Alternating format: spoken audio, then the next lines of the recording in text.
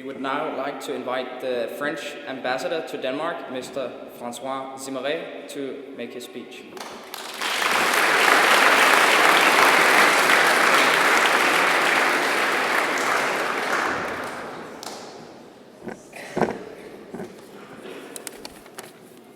Bonjour.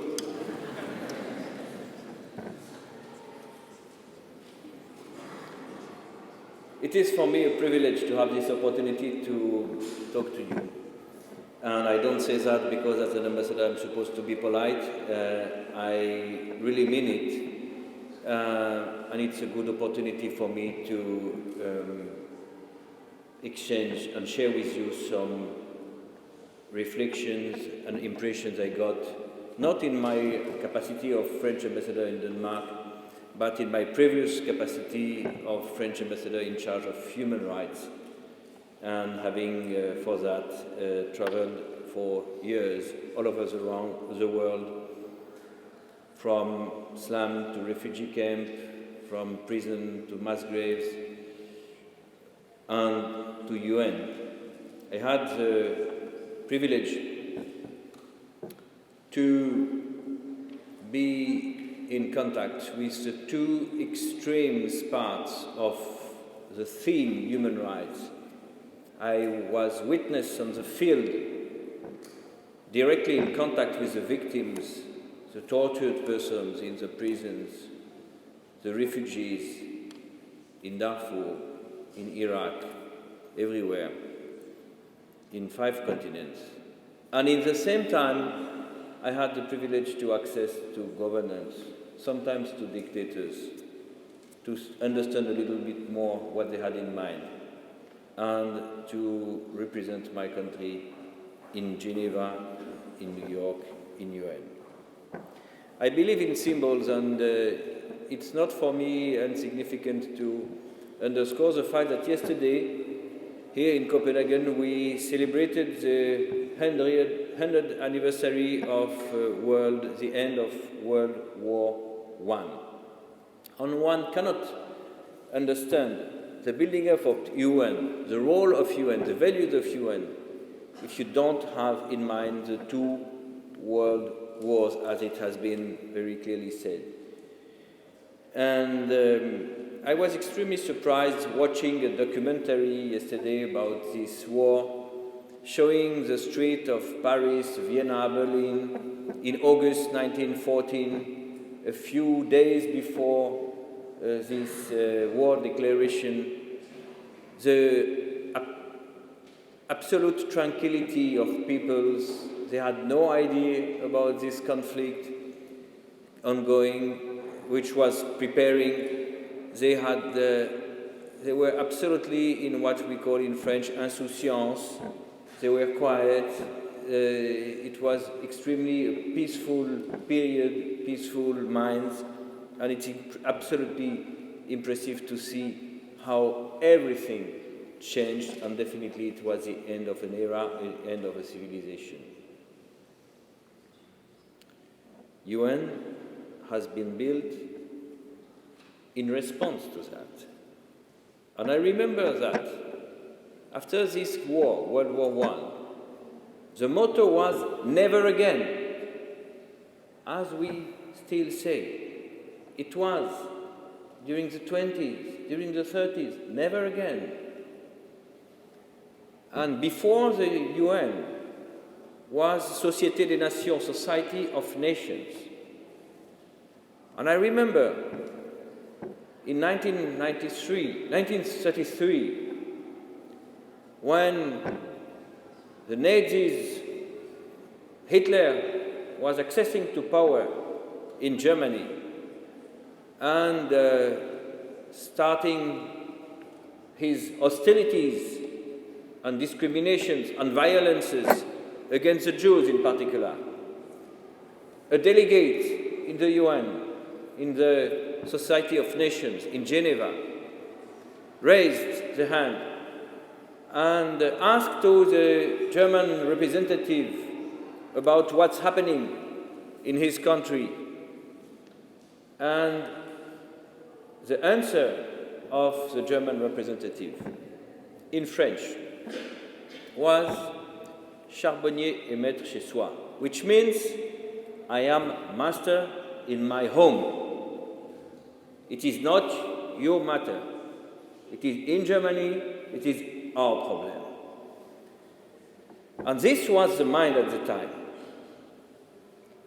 The big revolution in minds, and that you have to consider as a gift from other generations, and you have to preserve it and to give it to the next generations as well, is that in the world of today, one could not make this response. Of course, there is a sovereignty of states, but one cannot say charbonnier et maître chez soi. One cannot answer in front of all the nations, the NGOs, the media, and the public opinion of the world, I am master in my land, and I don't care about human rights. This is why in the UN system there is a new tool which is very important, even though it's absolutely not perfect, but it is a revolution in itself. It's the Universal Periodic Review. Every country have now, every 4 years, to give account of the situation of human rights on his own soil to the others. He has to give account. And even the worst dictators do that. Oh, they don't do that in a very sincere way. You cannot expect them to say, oh, we have problems of human rights and I'm practicing torture and there is a lot of violation. But they know that and they accept the fact that they will have, even though they find excuses, they will have to hear questions, and they integrate the point of view of the other, which is a revolution in itself. UPR, Universal Periodic Review.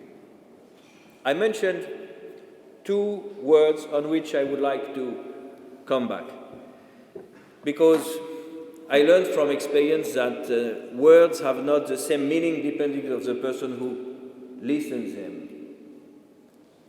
Human rights and universality.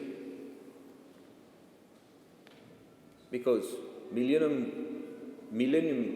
goals, when I see these goals, and you mentioned them, poverty, childhood, right to health, gender equality, these are human rights.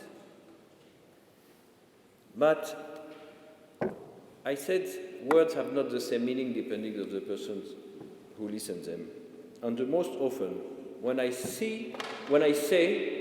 say human rights, people understand, they hear moral, ethic, virtue, and they expect from us and from the governments statements, symbols, declarations, postures.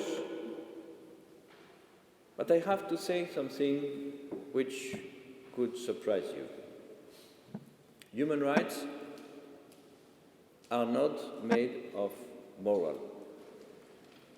Human rights is not ethics.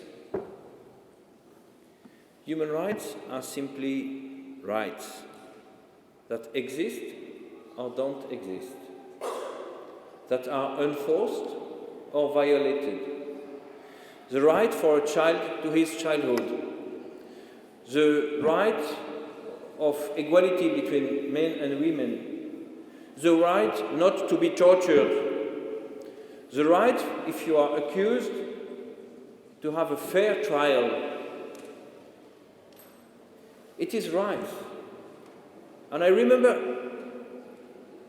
having been in a country, I made 127 missions in 5 years and a half, which is considered as one of the most serious dictators in the world.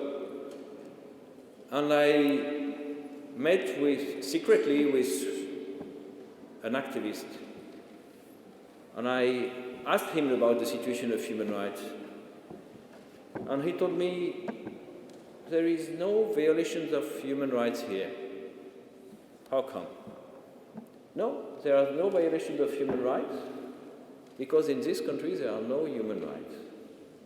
Because this country has not signed, ratified, accepted all the rights. So, what is the role of UN? If I say that it's very important to have this clear view of what is the very substance of human rights. It's a result of compromises. As in your nations, in your countries, your laws are not coming something like inspired like a religion by some prophets. They are the result of negotiations between parties. They have been adopted in parliaments. They are the result of compromises between different forces, and they are the laws of your country. It is exactly the same for UN, and it is exactly the same for human rights. We are not in the field of perfection. We are not in the lofty ideals of ethics and morals. And it's a good thing, because everyone has his vision of moral. I'll give you an example. In my country, recently we had big demonstrations because we adopted a law allowing